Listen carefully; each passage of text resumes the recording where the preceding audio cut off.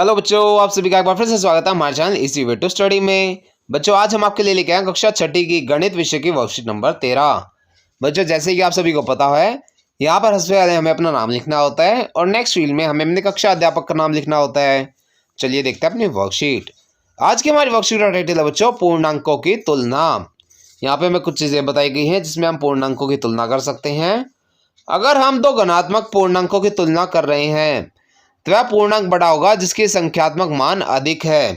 उदाहरण के लिए 64 हमेशा 34 से बड़ा होगा। अगर हम दो ऋणात्मक पूर्णांकों की तुलना कर रहे हैं तो वह पूर्णांक छोटा होगा जिसका संख्यात्मक मान अधिक है। -45 -65 से बड़ा है। अगर हम एक धनात्मक और ऋणात्मक पूर्णांक की तुलना कर रहे हैं तो धनात्मक पूर्णांक हमेशा बड़ा होगा। इसके उदाहरण में बच्चों आप देखेंगे 67 -105 से बड़ा है। शून्य सभी ऋणात्मक पूर्णांकों से बड़ा होता है। शून्य बड़ा है -6 से, या फिर कोई भी ऋणात्मक पूर्णांक है उससे सभी से बड़ा होगा। शून्य सभी धनात्मक पूर्णांकों से छोटा होता है। उदाहरण 0 45 से छोटा है।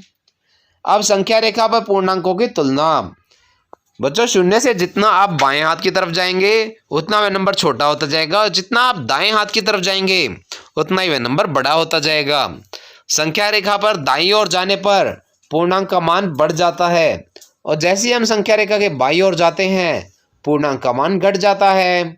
इसलिए पूर्णांक को निम्नलिखित रूप में लिखा जा सकता है: -5 -4 -3 -2 -1। बच्चों, ये आपका बढ़ते क्रम में इन संख्याओं को लिखकर दिखाया गया है जैसे कि आपका संख्या रेखा पर लिखे होते हैं। इसलिए हम कह सकते हैं -3 जो है -2 से छोटा है, -2 -1 से छोटा है, -1 0 से छोटा है, 0 1 से छोटा है, 1 2 से, और 2 3 से छोटे हैं। याद रखने योग्य बिंदु। यहाँ बच्चों हमें कुछ बातें बताई गई जो हमें याद रखनी है आगे प्रश्न सॉल्व करने के लिए। सभी धनात्मक पूर्णांक सभी ऋणात्मक पूर्णांकों से बड़े होते हैं। तो इसका निष्कर्ष क्या निकलेगा? कोई भी पॉजिटिव पूर्णांक होगा वह नेगेटिव पूर्णांक से बड़ा होगा। शून्य न तो धनात्मक पूर्णांक है और न ही ऋणात्मक पूर्णांक। जैसे ही हम एक संख्या रेखा पर शून्य के दाईं ओर जाते हैं पूर्णांक का मान बड़ा होता जाता है। संख्या रेखा पर दाईं ओर जाते हैं तो हमारा पूर्णांक बढ़ता जाता है। शून्य सभी पूर्णांकों से पॉजिटिव वालों से छोटा होता है। जैसे ही हम संख्या रेखा पर शून्य के बाईं ओर जाते हैं पूर्णांक का मान कम होता जाता है। बच्चों, शून्य के बाईं ओर जाने पर पूर्णांक का मान कम होता जाता है, तो हम कह सकते हैं शून्य सभी नेगेटिव पूर्णांकों से बड़ा होता है। अब इसके बाद जो हमें कुछ प्रश्न दिए गए हैं, चलिए इन्हें करते हैं सॉल्व। पहला प्रश्न है बड़ी पूर्णांक संख्या पर गोला लगाएं।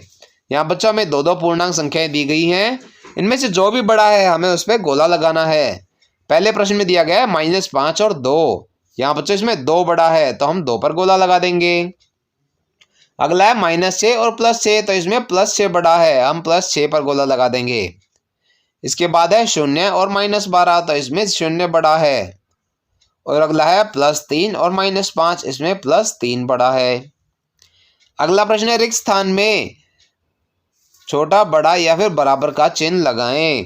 यहाँ बच्चों हमें देखना है दो संख्याओं को और उनके हिसाब से उनके बीच में छोटे बड़े का या फिर बराबर का चिन्ह लगाना है। पहले 0 और -3, तो इसमें 0 बड़ा है तो हम 0 की तरफ बड़े का निशान लगा देंगे। अगला -60 और -80, इनमें से बच्चों -60 बड़ा है। अगला -43 और -5, इसमें से -5 बड़ा है। अगला 40 और -51, इसमें से 40 बड़ा है। अगला है 106 और 80, इनमें 106 बड़ा है। और उसके बाद है -7 और 5, तो इनमें 5 बड़ा है। इसके बाद बच्चों हमें 2 प्रश्न दिए गए हैं, एक में बढ़ते क्रम में हमें संख्याओं को लिखना है और दूसरे में घटते क्रम में। चलिए देखते हैं इनका सॉल्यूशन।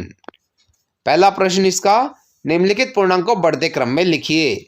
यहाँ बच्चों हमें 5 संख्याएं दी गई हैं, इन्हें हमें बढ़ते क्रम में लिखना है। जब आप इन्हें बढ़ते क्रम में लिखेंगे तो सबसे छोटी संख्या -8, उसके बाद आएगा -4, फिर 0, 4 और 6। ये आपका बढ़ते क्रम में संख्या लिखी गई। अगले प्रश्न में -28 सबसे छोटा है, उससे बड़ा -1, उससे बड़ा 7, उससे बड़ा 14 और उससे बड़ा 35। अगले प्रश्न देखते हैं। अगला प्रश्न निम्नलिखित पूर्णांकों को घटते क्रम में लिखिए। इसमें हमें 5 संख्याएं दी गई हैं। सबसे बड़ी संख्या है 6, उससे छोटी 5, उससे छोटी 0, उससे छोटी -2 और सबसे छोटा -7। यह आ गया आपका घटते क्रम में। इसी प्रकार बच्चों अगले प्रश्न में 69 सबसे बड़ा होगा, उससे छोटा 64, उससे छोटा 28, उससे छोटा -42 और सबसे छोटा -75। तो इस प्रकार बच्चों ये संख्या आपकी घटते क्रम में लिखी गई है। बच्चों यह आपकी वर्कशीट का आखिरी प्रश्न था। इसी के साथ आपकी वर्कशीट यहाँ पर समाप्त होती है। आशा करते हैं आपको अच्छे से समझ में आई होगी। बच्चों अगर आपको हमारी वीडियो पसंद आई हो तो उसे लाइक करना और अपने फ्रेंड्स के साथ शेयर करना ना भूलें। साथ ही अगर आपका कोई क्वेश्चन है तो उसे आप कमेंट सेक्शन में ज़रूर पूछें। हम आपके क्वेश्चन को जल्द से जल्द आंसर करने की कोशिश करेंगे।